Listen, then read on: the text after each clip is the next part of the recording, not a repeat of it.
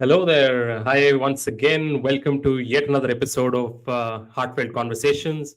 I'm Vikas Dua, and I've been having a blast hosting some of these conversations since last year. The year began on a very good note. We had some excellent conversations earlier with Sana Singh Tomar, an executive coach who helped us look into the mindset that we should be adopting for 2025. And it was followed up by another fabulous episode with Ankur Mehra, who helped us understand what the greater economy will look like in India in times to come.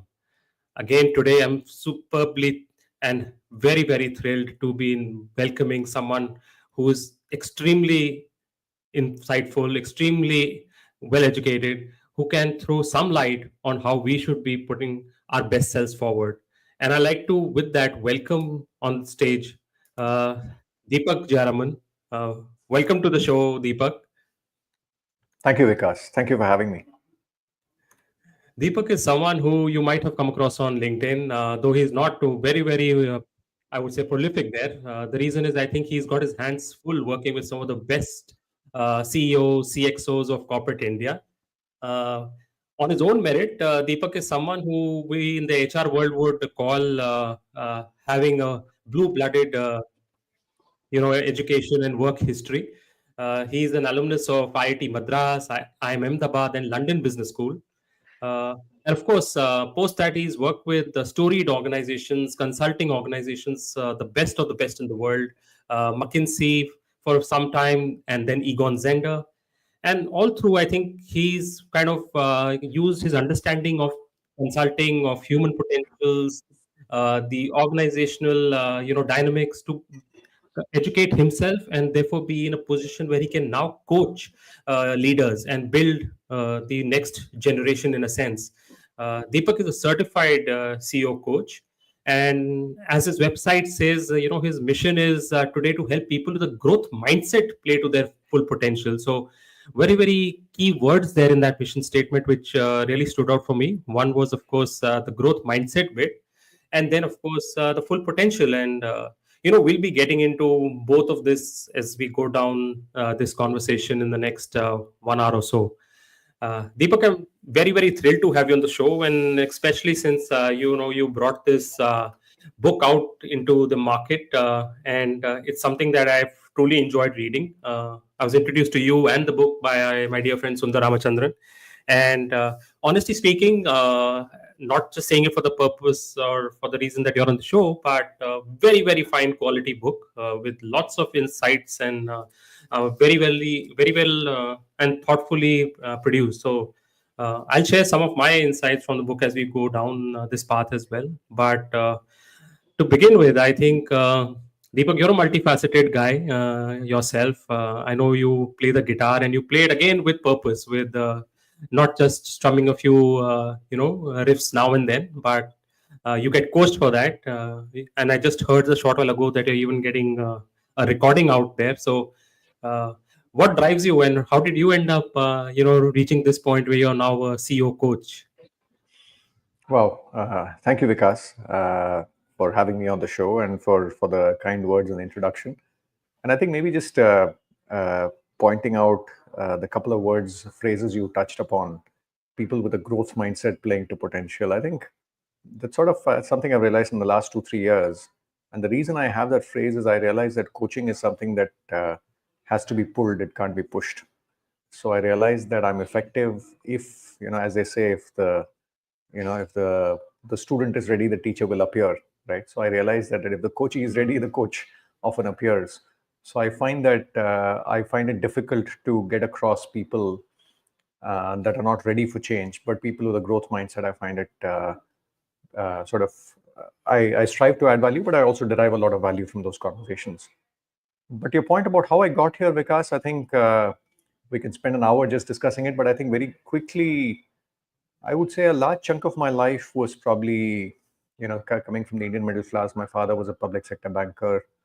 I come from the South Indian context. So it was in the pursuit of Saraswati with the hope that it will take you towards Lakshmi. So did that for a while. But also, as you rightly said, worked with these organizations like McKinsey and Egon Zehnder, where I learned a lot, got a chance to interact with the brightest and the best. But over time, realized that you know the you know while these organizations are great places to learn and to strive and to understand what excellence looks like, I was probably some of who I was getting lost in these organizations. So I think maybe if I go back, I was in McKinsey in the US. I came back to India in 2008 in the context of a challenge with my father's health. He was diagnosed with cancer. I had to come back. My wife and I came back from New Jersey to take care of his treatment.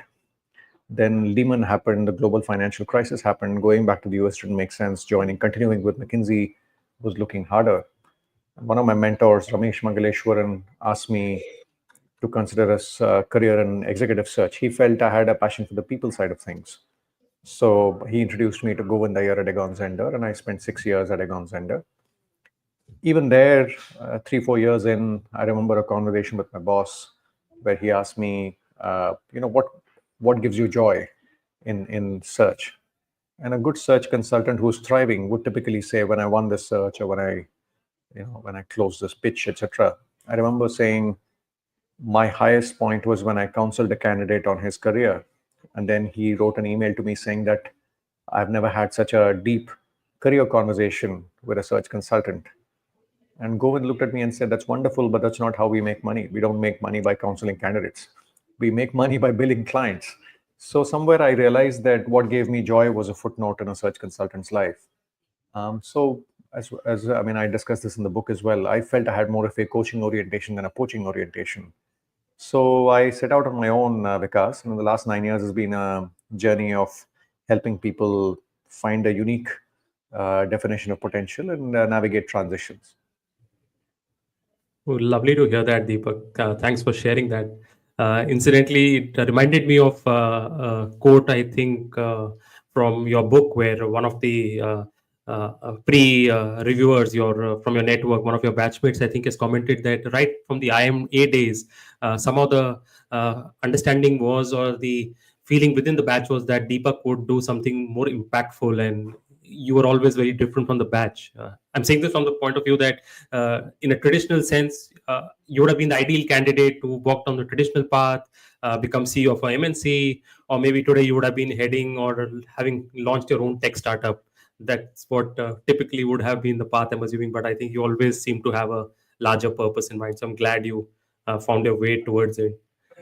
You're right. So, It's interesting. I won't say I always had that clarity. I mean, if I may reflect on that statement, when I was on campus, probably the courses I enjoyed the most were those in OB, organizational behavior.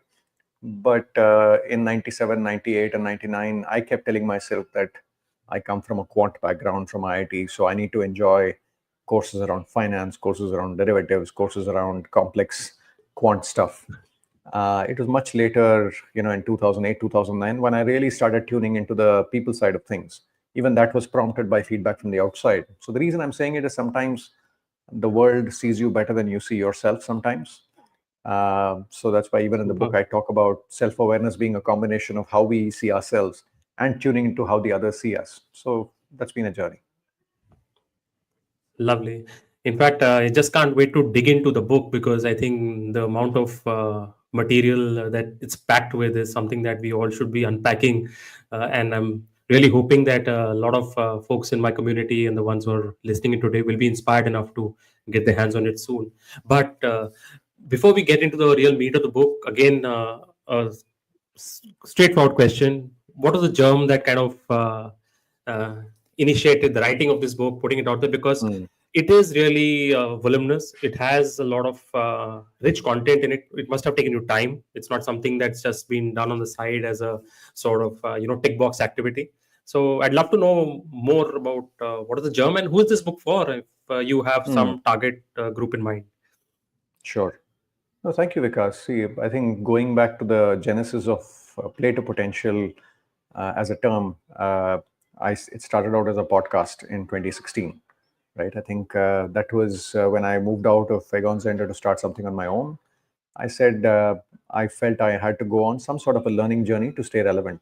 It was sort of an attempt at me architecting a L&D function for myself. The podcast, I thought, was my way of learning and disseminating whatever I learned. right? Whoever listens, listens.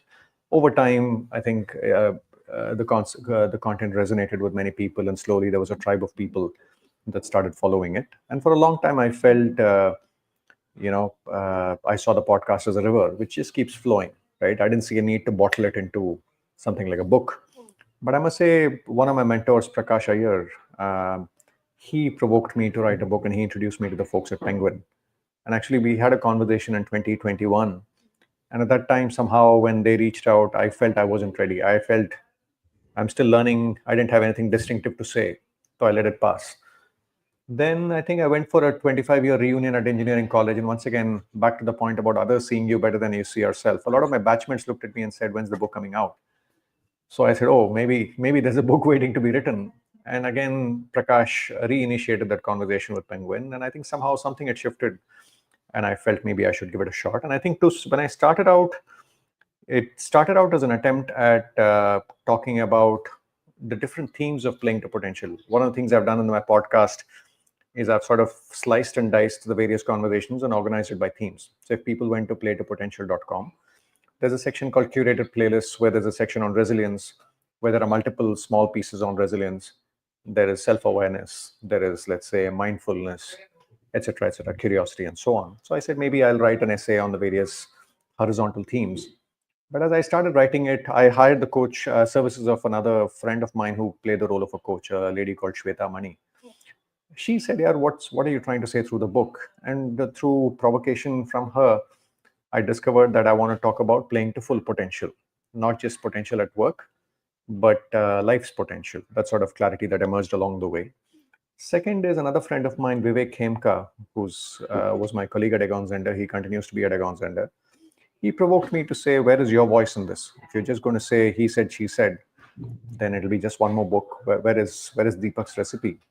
So that got me thinking harder as well. And slowly, a certain framework emerged. Maybe we can talk about that down the line, the flavor approach. So I think, yeah, it's been inspiration from the people around me. But I think, who is this for?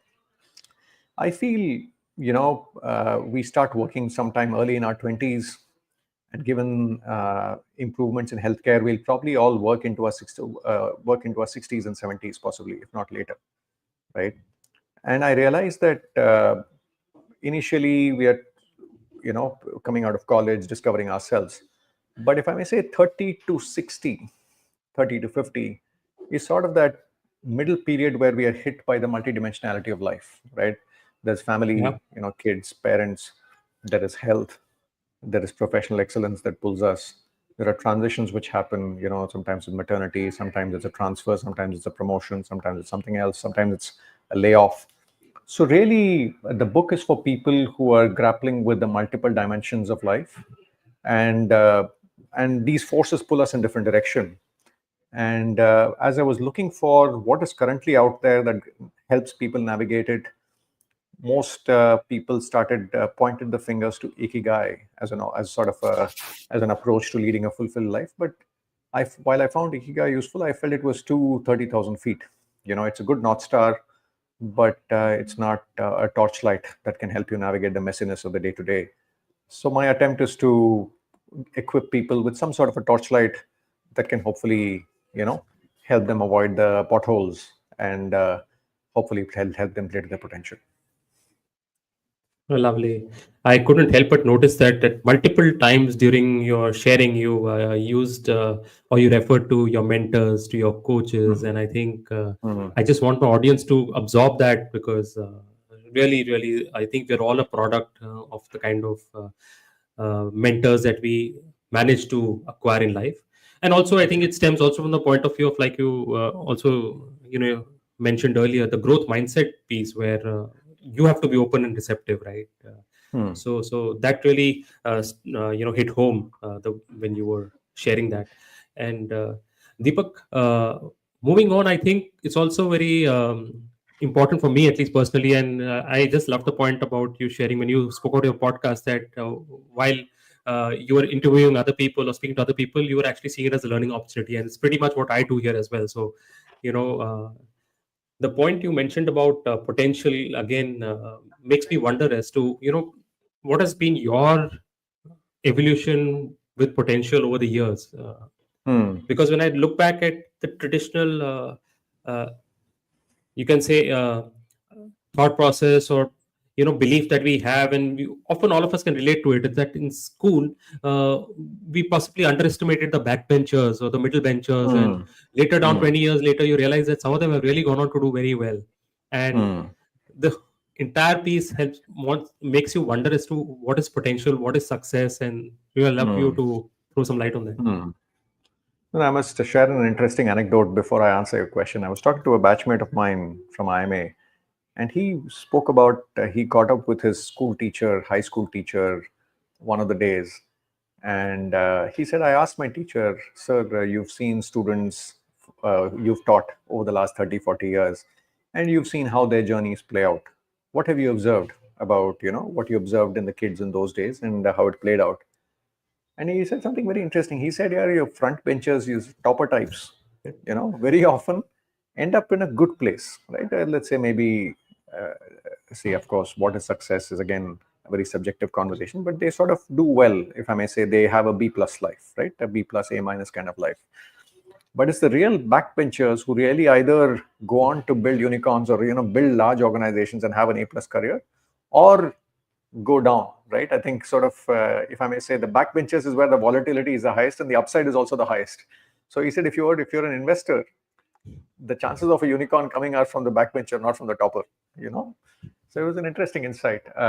Maybe it comes from the risk aversion that comes with doing well, possibly, that you sort of play safe and you get to a decent place. It's a bit like you'd rather take a single than go for a six, right? Because you Yeah. you care about your wicket. Um, but I think I'm sorry. I'm trying to remember the train of thought. The question was, Vikas, just remind me the Your headline of relationship with potential. potential, how have Correct. you seen it evolve over Correct. the years? Correct. So I think the earliest exposure to word potential was in physics, right? There's potential energy that gets converted to kinetic energy. So it's sort of it's almost the mental model is like a reservoir of something, of talent or whatever, that gets converted into displacement in terms of outcomes in the real world, right? That's sort of the first brush. I would say the second real challenge, or the mental model that emerged, was when I was at executive search at Egon Zehnder, right? We would look at candidates at skills, experiences. The next level would be competencies in terms of how they do things, and third level will be potential, which is really saying, to use the dialogue from the Hindi movie Diwar, right? Lambe Race Ka Khoda, right? Which of these candidates do you think 5 years later, 10 years later can really, they have their upside, and they have, what are the markers of potential? And one of my colleagues, Claudio, he's written a lovely HBR article where he says the markers of potential are four things: curiosity, ability to connect the dots, insight, engagement, which is connecting with people, and resilience, right? And he says this is basically not skills, but really people get energized by these four things. And of course, different people, the real discussion is potential for what, right? It's not, some people have a potential to become a strategy person, some people have a turnaround potential, some people have a people management potential, etc. That was my second. I would say my working definition of potential, I think, comes from my first guest at the podcast, Vijay Amritraj, actually. And he said a couple of things which really stayed with me. When I wrap my podcast, typically I ask each of the guests, what does the term play to potential mean to you? So when I asked Vijay Amritraj, he shared a couple of stories. Each of them were provocative. First, he said he had a chance to interview Buzz Aldrin, the second man on the moon, in California. He said, when I was sort of preparing for the interview, I was sort of walking around his house, and in some corner of his house, there was this lovely little plaque which had a interesting quote. And he said, very often as parents, we tell our children, sky's the limit, you can achieve whatever you want, etc., etc. And that little thing in the corner said, who said sky's the limit when I could set my feet on the moon? Right. So basically saying potential often is limited by our imagination. It's sort of, if it's often much bigger than what we think we can be. And in the same segment of the conversation, he also said, referred to a gentleman called Thurgood Marshall, who was the first American, Afro-American Chief Justice. And somebody asked him, how would you like to be remembered? He's known to have said, I want to be remembered as he did what he could with what he had. And to me, that I feel it's a beautiful metaphor for potential, because in a way we all are dealt with a certain set of cards, right? Which is our context, our skills, our genetics, the family we are born into, the resources we have, the money we have, the networks we have, etc. So the real question we need to ask ourselves is, given all this, what is the best I can do? Now, I cannot compete with, let's say, an Akash Ambani, because his context is different, right? There was a lovely interview of Jeff Bezos. Somebody asked him, "You're the wealthiest man in the world.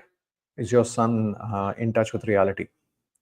And Jeff Bezos tells the interviewer, "I was talking to my son yesterday, and I asked him the same question. How do your classmates treat you? Are you in touch with reality?" And the son responds to Jeff saying, "Dad, I'm in touch with my reality." And to me, that's a beautiful statement, right? I think that's the best we can do. All of us are in a certain reality. We have a certain set of cards. As long as we are self-aware and we play the cards we have, then that's playing to potential in my mind. So that's why I think it's an evolution, and it will continue to evolve. The last point is, I think potential, very often we bring it down to the workplace, but I think we all carry multiple identities, right? If I go back to the cover of the book, it's juggling hats. I'm juggling the hats of a father, a brother, a husband, a guitarist, a podcaster, an author, a coach. So I think somewhere potential is also about how we juggle these identities and do the best we can across these various dimensions. Lovely. And I think multifaceted is the word that comes to mind when I think of you. So lovely to get an insight into how we should also be thinking about potential. We have a few comments already on the screen. I'm going to just read them out. Anshuman Tiwari, dear friend, is here, but he's here for you today, Deepak, not for me. So Thank you, Anshuman. thank you, Anshuman. And in fact, he also adds that something I mentioned, where I think uh, the way you have always referred to or highlighted some of the mentors you've come across during your journey is truly commendable, truly inspiring. Absolutely. Shows Village the might be kind of understating it. individual I you think are. it requires, I think it takes a district. Absolutely. And Dr. Pradeep Kumar finds this conversation already insightful and inspiring. So lovely. Thank you, Um, Dr. Kumar. and we have Meenal Popli, who also agrees that yes, everyone has their own realities, and that's what makes it more interesting for all of us. And of late, to um, take forward something you shared, I have also realized and continue to believe that I think the birth lottery is real, and Of course. it is something we should all be cognizant of, I feel. And this gets heightened whenever I come across someone who's made it in quotes in life, but seems to have developed some sort of a superiority complex or arrogance. And, I just can't help feeling that literally where you were born is possibly 60-70% of what you ended up doing. Of So course. Of the course. arrogance comes, right? So I'm glad you touched Very upon true. that. So, Very true. And if I may touch upon it, right, I think I spent time doing some philanthropy work with an organization called Antarang Foundation, which works with the children from, let's say, financially challenged backgrounds in urban cities in Bombay and a few other places, and in a way provides them guidance to play to their potential. And I actually have a couple of people working with me, people that edit the podcast. One is a person called Akash, one is a person called Arman. And I found that while the world of opportunity might be skewed, the world of potential is quite uniformly distributed. It's just that these people, as you rightly said, the ovarian distribution is probably, skewed. But intrinsic potential, I find, is uniformly distributed. superb. Moving on, the next question I have for you, DJ, is that in the context of story of Nasiruddin Hoja that you've used in the connection with self-awareness in your Mhm. book, can you talk a bit about that? Sure, sure. I think there was this lovely Doordarshan serial called Mungeri Lal Ke Haseen Sapne, which used to come, and we used to follow. We used to watch it. It had sweet stories with a beautiful message very often. And one of the stories is about, I don't know if it was converted to a serial, but one of the stories of Hoja, the Persian wise man, was about him looking for something under the street lamp. And a passerby notices him and says, "What are you doing?" He says, "I'm looking for my lost keys." And the passerby asks him, "So is this where you dropped them?" He says, "No, I dropped them inside the house, but the house is dark. There's no electricity there. Here's where we have light. So I'm looking for the keys here." And I find that as a beautiful metaphor in the context of very often how I see people deal with self-awareness. Right? Very often, we do a 360 online 360 at work, and somebody plays it back to us. But I notice that if you really want to, in my work, let's say with leaders, I talk to the spouse, I talk to the sibling, I talk to some of the close friends from school. I talk to, let's say, if somebody is a venture investor, I talk to the entrepreneurs they work with. I talk to some of the bankers they deal with. And to me, that gives them a much richer understanding of who the person is than just maybe the few colleagues around. I mean, of course, feedback from colleagues is important.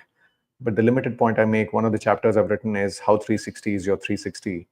Very often we look for information where it's convenient or feedback where it's convenient, but not where it's richest. So that's why I Yeah. feel the metaphor of how people generally approach feedback to me reminds me of how Nasruddin Hodja looks for the keys where it's convenient, not where it's available or where it's likely to be found.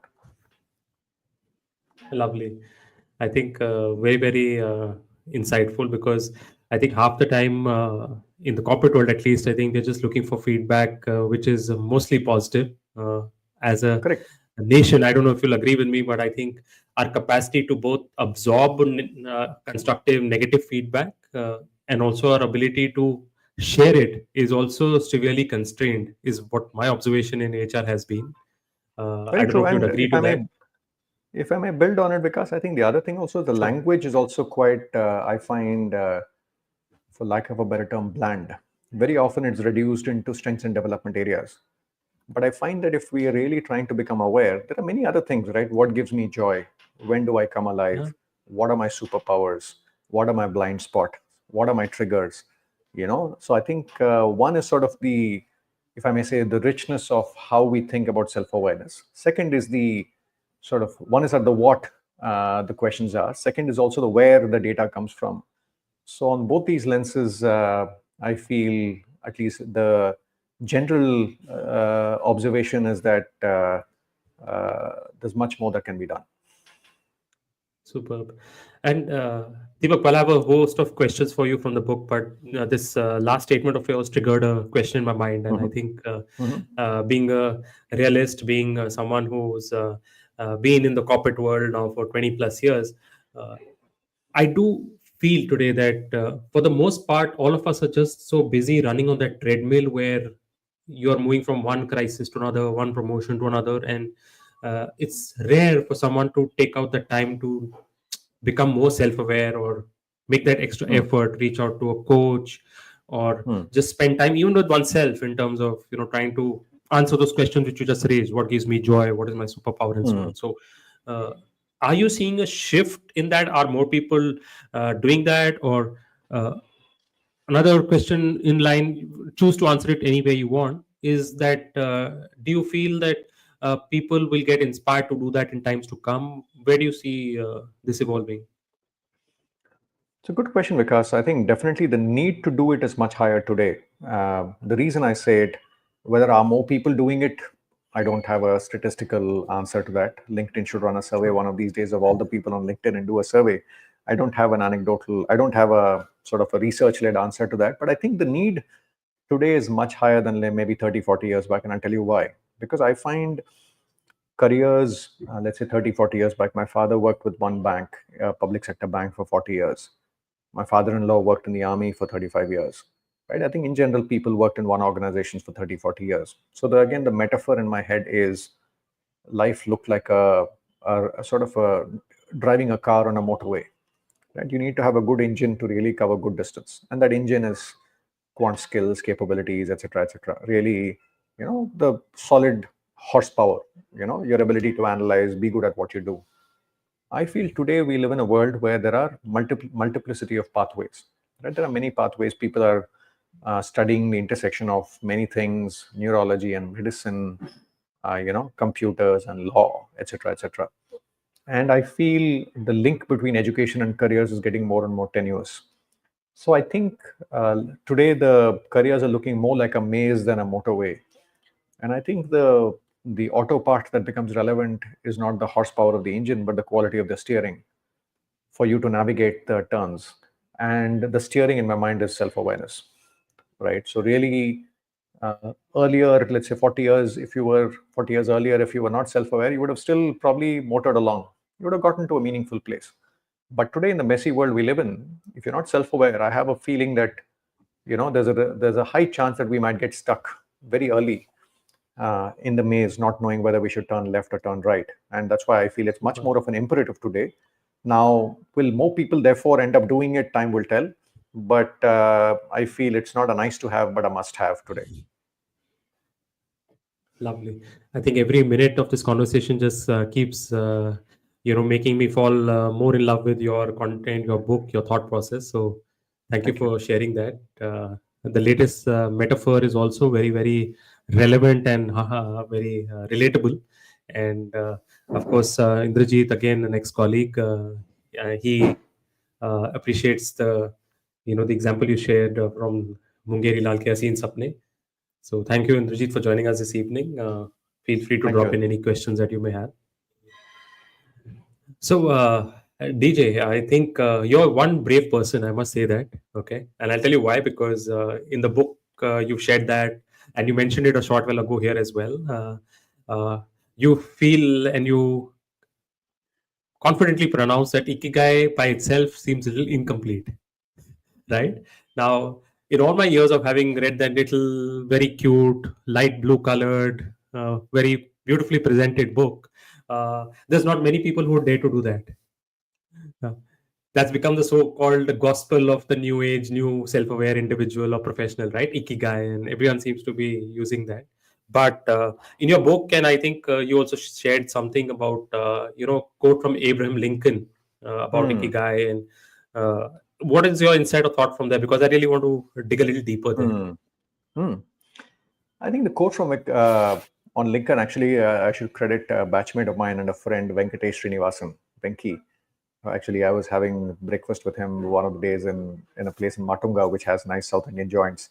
And I was that was around the time I was stuck in my book saying, something is not adding up. I think the metaphor I used while describing my problem was I said, you know, if you're stuck in a traffic jam in a place like Dharavi, which is like heavy on traffic, looking at the North Star is not going to help somebody who's stuck in a traffic jam. They need something more granular to navigate the traffic jam. And then immediately he sent me this quote from Lincoln, where says basically, a compass points you to the true north, but the compass has no guidance for ravines or chasms or swamps that you will encounter along the way. So, in the pursuit of the true north, if you sink in a swamp, there's no glory in it. And to me, that in a way, that metaphor helped make sense of the disconnect I was feeling. So, I think back to Ikigai, I'm a big fan of that approach, right? Again, it's helped me when I was moving out from Egon's Ender. I think thinking about those four circles of what you're good at, what the world needs, what gives you joy, and what the world will pay you for. I think it helped me sort of move towards coaching away from poaching, right? I think it gave me clarity. But just like any tool, right? I think hammer is a useful tool, but it's also useful to know what the limitations of the tool is. You can't expect a hammer to do the job of a screwdriver, right? So nothing against the hammer, but I saw a lot of people trying to tighten something with a hammer, and that's not helpful. So my only thing is when I look around, I found people saying, "What is my passion? What is my purpose?" etc. And I find these feel like very lofty questions, heavy questions, and equivalent of somebody asking me when I was 5 years old, what will you become when you're 50, right? So I felt it was weighing down as Mount Everest for a lot of people, while a lot of them actually wanted to go for a trek in Lonavala, right? It wasn't quite accounting for the contextual nuances of the various lives. That's why I think my limited attempt with this was nothing against it, but like in any tool, to bring people's awareness to the limitations of the tool, so that depending on the context, they're able to apply it in the right way. You don't want, as I said, people walking around with a hammer trying to screw something in. Lovely. And I think Rightly said, because I think when it comes to ikigai, again, while it's, I would say, in fashion as well, I think it's important for all of us to understand that that's not the end point. There is more Correct. beyond, and thank you for Correct. highlighting that. And Uh, there are transitions. What I also felt was the other, at least the mental model with ikigai, sort of it has a little bit of a I found oil kind of approach to it. Here the intersection of the four circles. I've struck oil. I'm going to be sitting here and drilling oil for the rest of my life. But life context keeps evolving, right? So somewhere yeah. I felt it was also accounting enough for the transitions and the changes we go through as we go through a journey, and the fact that we need to rediscover our formula as for life as we go through it. Superb. Thank you for that. And let's bring in one of our attendees here this evening. Rajni is joined in, and she again appreciating this conversation that we're having and thanking you for some of the insights you've shared. She also Thank has you, a Rajni. question, I believe. Let me pull that up. Mhm. Deepak, even when we are self aware, how do we navigate when we have to pave through mediocrity at large, or should we deviate the path with same goals? What about the length of the road and exhaustion? Hmm. I think I realize, Rajni, some of these things are contextual. So I think one of the Yeah, things I talk about is, in the approach I propose, flavor. I find that we all need to have something that gives us joy and energy, and sometimes that could be outside of work. In a way, ikigai tries to get us to operate at the intersection of love and passion and purpose and whatever the sweet spot. But many people, for me, for example, I do coaching work. Of course, I enjoy my work, but I also play guitar on the side. So I find that a lot of people, see, I think, should I put up with mediocrity, etc. It's hard for me to comment without knowing the specifics. Sometimes, for I don't want to downplay the importance of having a job, right? It's very easy for me to say, maybe do something else, but sometimes that salary is important given the context of the cards and the commitments we have. So that might require a deeper probe to understand what the context is. But I find that if workplace is not a place that's sort of energizing and you still need the job for other reasons, maybe we need to have something else that provides the fuel for us to show up with energy. Maybe invest in a hobby. Maybe that's theater, maybe that's gardening, maybe that's cooking, maybe that's something else, which ensures that you show up energized and inspired for the people around you, even if it is a environment which is a little draining. So that's sort of the headline thought that emerges for me. thanks, Deepak. In Vikas, I think fact, she wanted your opinion as well. and yes, of course. And I think I'd be inclined to what Anshuman has shared here. It's in line with something Hmm. you were also mentioning, where, while Ikigai can give you some sort of a idea about what you love and what fulfills you and what direction you should be moving towards, the fact of the matter is that everyone's context is different. And at the end of the Correct. day, one has to realize you've got to have food on the table, you've got to have good health. And if it's a corporate job helping you get that stability from that, getting Yeah. you then by all means, be happy with it, be content with it. And unfortunately, the reality today, DJ, is that it's become fashionable on platforms like LinkedIn to talk about how corporates are all toxic and entrepreneurship and purpose and everything is the only real goal one should have. But real life is very different. So, and it's And let me different for give you an everyone. example. Maybe I should embellish it with an example. Sure. One of the people I spoke to in the podcast was the author Amish Tripathi, who's written many bestsellers. He actually is an IIM Calcutta alumnus, and he was with the leadership team of IDBI Federal. And he said, I started writing on the side as a 10% project. It was something that gave me joy, energy. So I kept writing while I kept my job because I come from a middle class family. I needed the job, I needed the salary. I couldn't have quit it and said, I want to do writing. He said, I only quit when my royalty from the book overtook the salary from the job. Till then, I could only keep it as a hobby on the side. So I think somewhere to your point, we all need to be a little more pragmatic and a little more practical and not take a binary approach in these things. And strangely enough, if you jump too early, let's say the same Amish Tripathi, had he pivoted to being an author maybe earlier, that pressure of having to earn money through writing could have actually come in the way of the creative process, and it could have been a negative loop. So I think there's an opportunity to be thoughtful about how we sort of think about evolving a new identity. I find that these are all almost evolving a new identity is like a Yeah. watering a plant. suddenly, till the plant becomes a tree and develops the stability of a tree and has the ability to withstand the storms and the monsoons, you don't want to put all your money on that plant when it's too tender and too fragile. Great guidance, great guidance. Thank you so much. In fact, let's dig a little deeper into the book. And before we do that, I just want our audience to see this. I don't know if it'll be visible very clearly on the screen here, but the beauty of this book is that it's just not, reams and reams of text that will stare at you from the screen, from your book, whether it's, hard paperback like this, or Kindle device. But you've got some audio clips from the conversation or podcast that Deepak's had. You've also got great infographics after every chapter, which kind of summarize the main key learnings. So uh, when you read this book, you really understand, and I've been saying this time and time again, that there's just so much of value in this, which will stay with you, and it's something that you can even pick up at a later date and refresh yourself if you ever feel the need to do. And Deepak, the question then is that in this book, there is the central idea of the flavorful life. Could you throw some light on it? Because again, from your coaching experience, I think that's what you've kind of zoned down as the way we should be looking at our Sure. entire It's a being. Absolutely, because I think I present it as a hypothesis for people to consider. How to lead a good life is a question that many philosophers, right from Greek philosophers and Indian yogis, have meditated on the question. So I don't claim to have the answer, but it's an approach for consideration. And I think back to infographics, I should give credit where it's due. It's done by a gentleman called Tanmay Vora, who's a very, very talented, if I may say, visual artist. And just the ability to distill complex information, understand the nuances, and really bring it to life in a pithy visual. As I was thinking about how to summarize the chapters, one thing could have been the McKinsey consultant in me was tempted to do it as 3 bullet points, 4 bullet points.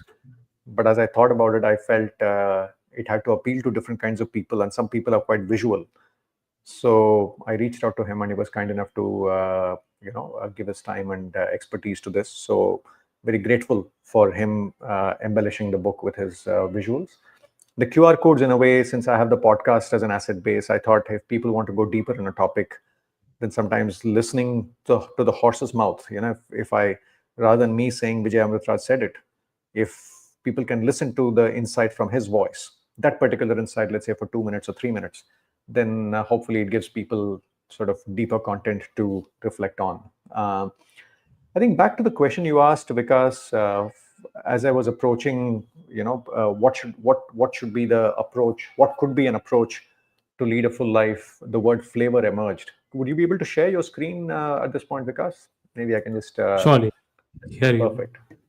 So I think it's the headline is F is about tuning into the family context, right? What do I mean by that? The financial situation, the transitions that are underway. Sometimes there's children, maternity, children being born, empty nesting, retirement, losing a job, relocating, geographies, parental health. I came to India in the context of my father's cancer treatment, right? So there's all kinds of transitions that are happening. Very often when we say transitions, people only think of job changes, but there are many other transitions that are often happening in our personal lives. So it's really tuning into the family context and sort of, in a way, carrying the family along and giving it importance. Because a lot of the literature, I feel, treats life as a solo sport. But the more I think about it, but the more I study journeys, I see people who really thrived are people that treat it as a team sport, the team being family. And what is family varies from culture to culture. But I think most people would agree that typically it involves spouse, kids, parents, and in some cases, extended family, right? So that's family. Second is people leading a full life, I find, have some space for what they truly love. We touched upon it a few minutes back. It's a pursuit that energizes them. For me, it's playing the guitar, learning and playing the guitar over the weekends. For some people, it's maybe taking the motorbike and exploring nature. For some people, it's running. For some people, it's pottery and so on. But something that engages the heart, right? For some people, it's theater. Because I find that even the corporate world is a lot of using the head, but this also, in a way, tunes the heart muscle, which helps us get better at the work we do. That's L. A is aspiration, and I want to sort of take the narrative away from the word ambition. I find ambition is useful, but ambition is often like, I want to get 100 in math.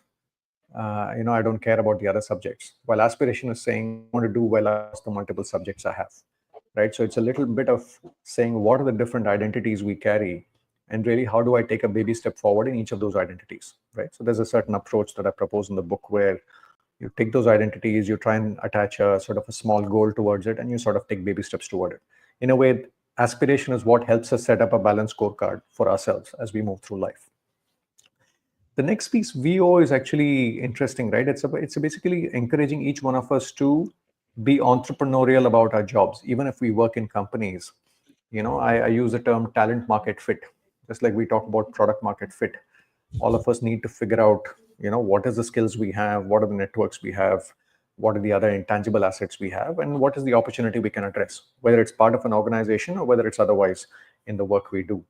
And because even the world of work is changing, right? The old metaphor of being employed for life in one job is losing relevance.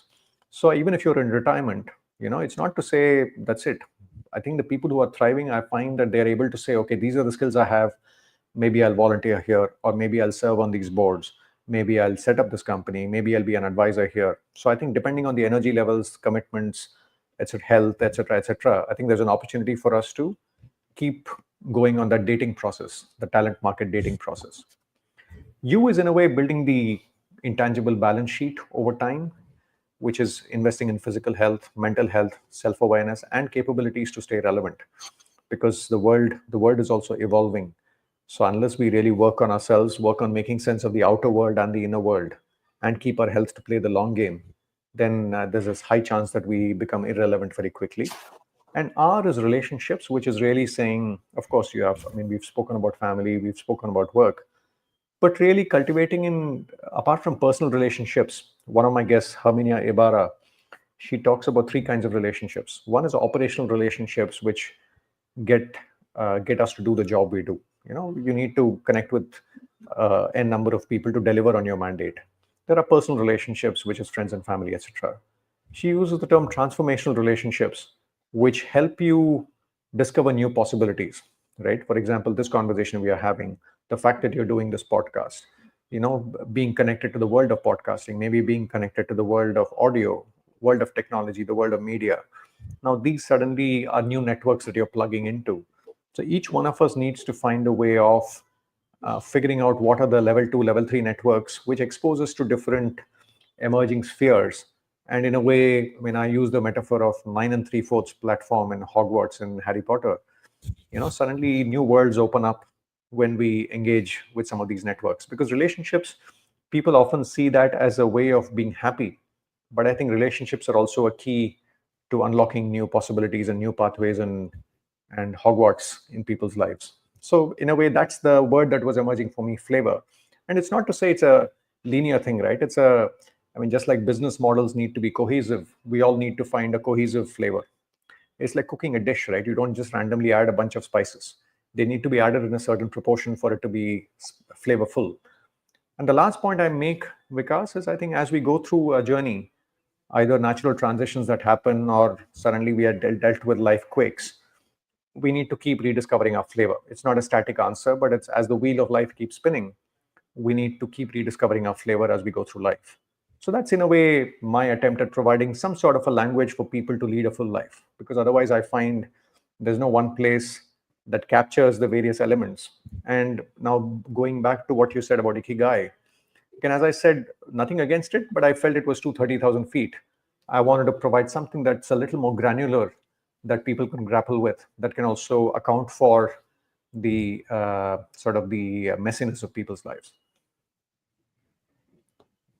Lovely, Deepak. I think again, the visual representation of the flavor, which we should all be trying to inculcate in our lives, is just making it all the more appealing to someone like me, who's a visual learner. And somehow I also get a sense that because it's also uh, acronym, in a sense, it's Mm, also in a sense aligning or sharing a structure for those who may be more mm, logically inclined to, or mathematically inclined to have some sort of structure in whatever they would like to imbibe. So I think this has come across extremely well. And while you were sharing each one of those pillars, I couldn't help joining the dots or thinking back of certain instances in my life where some of these have been pillars that I've leaned on to, and in some cases where I have kind of even missed out on some of these. For Correct. example, the family piece, where uh, and I somewhere regret even today, where when my younger one was born in the early years, I was in that growth phase of my career where most of my Hmm. energy was spent towards work, and I missed out on those growing years to the extent that I would have loved to. So And it's not this easy, is right, to build it's not to easy. build on what you said. It's not to, I mean, this is not to romanticize the whole thing, right? It's not to say that you can have everything all the time, but I think my limited objective is for people to become a little more intentional about how to handle the pulls and pressures of these things and be deliberate about these trade-offs rather than just forgetting all these and say I'll study for math and forget the other subjects. It's at least to let people know that there are these other dimensions, and you might want to sort of, I mean, the other visual metaphor that comes to mind is it's a bit like on a cold night. Imagine you had a bed sheet which is like a little short on length. Do you cover your head or your toes or your hands or your legs? And I think it's that kind of a thing. So the cloth is always often a little smaller than the size of the body, and it's just being a Yeah. little intentional about the tension and the trade-offs that one has to, and the discomfort that one has to live with. Lovely. I think I just love these metaphors that you keep throwing in from time to time. And I, again, Deepak, who's attending or joined us today, loves this diagram. Deepak, do pick Thank up you, the Deep. book. I tell you, this is not 2% of what insights or guidance you will get from the book. So do that. Uh, Moving on, I also have a question, which is again a continuation of this framework, if you will. And Mhm.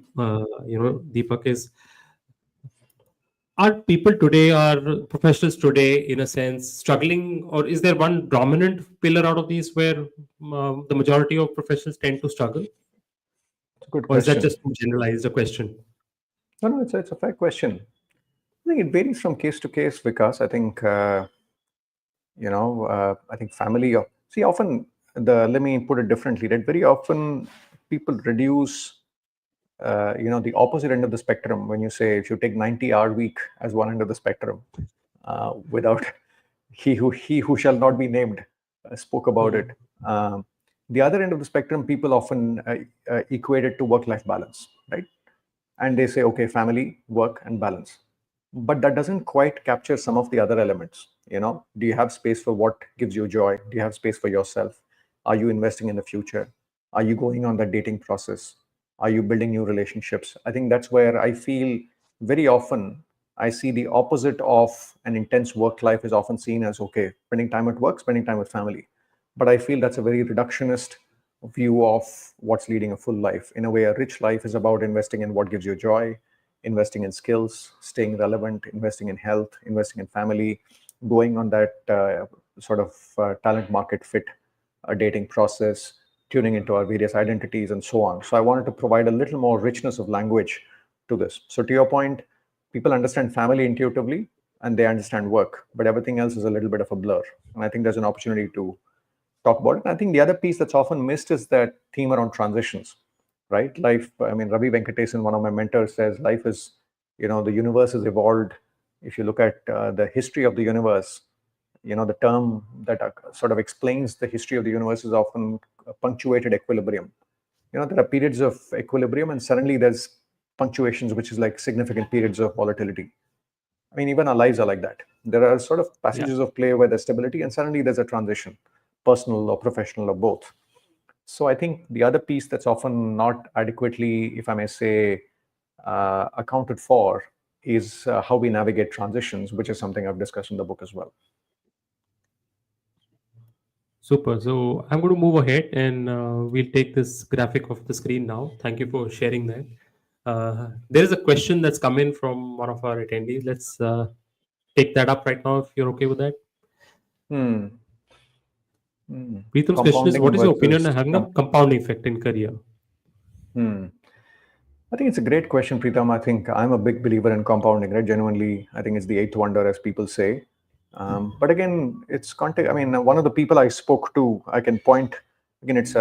it's a very nuanced topic, very contextual. One of the people I spoke to was a lady called Whitney Johnson, and you can find my conversation with her. She's written a book called Disrupting Yourself, and she used the principles of Clay Christensen of Harvard, who's written a book called Disruptive Innovation, and has sort of taken some of those principles to say, when do you jump from the one S curve to another S curve, right? So I think there are multiple considerations. One is, I think it's about, are you having adequate growth? Second is about, is the culture right? And so on and so forth. There are multiple considerations. So it's, again, compounding in a career. But if some of the other factors, for example, if the compounding in career requires you to spend 90 hours at work while you have a young child at home, versus jumping into something which provides a little more stability while sacrificing the compounding, maybe it's something worth a discussion. I'm not saying it's the right answer, but I think, once again, bringing it back to flavor, compounding in a career is just one of the variables in a multivariate problem that you're solving. So it's useful to understand where that fits in, and therefore being a little more informed about that decision. Great. Thank you for sharing that. Deepak, just one last question from my end, because it's something again which often gets discussed, especially when one is reaching or at upper mid career level or senior level, and Mhm. that is the equation or relationship between regret and values. I think in Hmm. your book somewhere you also mentioned that no regrets sometimes is not a good idea. Again, on social Hmm. media, the flavor or the tone typically nowadays is that live life your terms and live life with no regrets. Where do you stand on this? Once again, I think I have to acknowledge the work of a gentleman called Dan Pink, who's written a book called The Power of Regret. And I had the opportunity to speak to him on my podcast. And he said that actually no regrets is useful because it helps us sleep at night, and it's important for us to have closure with the past, right? I think clearly there's a merit in that. But he says that often regrets exist because you care about something. And he uses a beautiful term. He says regrets are almost like a photographic negative that never got developed. You know, it's an old world analogy, but really saying, oh, you had a negative, but you never converted that into a photograph. So in some way, it stayed a negative. And I find that useful because he says that the fact that you had the regret means that you cared about something. Otherwise, you wouldn't have regretted it. So he says that regrets often carry a useful signal that tells us something about who we are and what we value. So it's useful not to sort of be bogged down by the regret, but to take the value of the signal from the regret and then using that to inform our choices and direction. So I think that's the point I'm making. It's a bit like, you may not have the milk, but take the paneer and have the paneer. So it's sort of it has its effect, but it's important not to get consumed by it. Lovely. I think more or less in tune with the thought that don't hold on to your regrets, Correct. your failures. Use those as learning experience to move forward and Correct. find your And true calling. using it as a tool for self-awareness. Regrets are actually, it's a bit like an indirect way of touching your nose. But it tells us a lot about who we are if we really look at the pattern. For example, I felt I wanted to do a PhD, but for a long time I didn't pursue it, and I went to the corporate career, etc. But in a way, I've sort of channeled some of that energy into the way I think about the podcast, etc. So I think there's an opportunity for us to be intentional about manifesting that regret into some of the other things we do if we just bring it to our attention. Lovely. So on that note, what lies ahead? We're almost out of time, Deepak. Really enjoying this conversation. I would hope for it to keep on continuing, but I know we committed to an hour, and the audience has been very kind enough to join us. But what lies ahead for Deepak or DJ? Thank you, Vikas. Thanks once again for the opportunity to talk to you and to spread the word. Uh, I think the short term is really trying to spread the awareness about the book, and also curious to hear from people on how they experience the flavor framework, right? So in a way, it's an invitation to a discussion. Maybe there are nuances that people bring out. Maybe there are other elements. So I hope to learn through this process, and hopefully, I've taken a little bit of a pause on my podcasting journey and my curiosity journey. Hopefully, at some point, come back to it and continue on that march while trying to spread the word around the book and the approach that I propose. and the advisory and the coaching work continues. So it's more of the same, Vikas, but really, in a way, the book has become part of the flywheel. Earlier, the flywheel, the podcast, and the advisory were the two sort of elements of the flywheel. Now we have a third element. I just need to manage the flywheel with three elements now. Lovely. And on that note, huge note of gratitude for you. Thank you so much, Deepak. I think this conversation has been very enriching. No kidding. I'm going to be watching this once again to just pick up on all your insights, and absolutely love those ongoing metaphors. The audience appreciated you recognizing so many valuable mentors, coaches, friends, seniors. From your life's journey, and I think that's a huge message for us to take away. Thank you so much for spending a time with us this lovely evening on a Sunday. Wish you all the best, and we'll be in touch. Thank you, Vikas. Thank It you was all for a joining lovely us. way, a very energizing Sunday evening. Thank you for having me. Thank you so much. And I think as a last note, Deepak wants to know: is there a forum where we can share feedback on the book? You want to just I address think that? Of Amazon course, reviews. Amazon. I think Amazon would probably be, and LinkedIn or Amazon probably would be nice places to share. Super. So great. Thank you so much, everyone, for joining us. Until next time, wish you all the best. And thank you, Deepak. Lovely evening with you. Thank you, Vikas.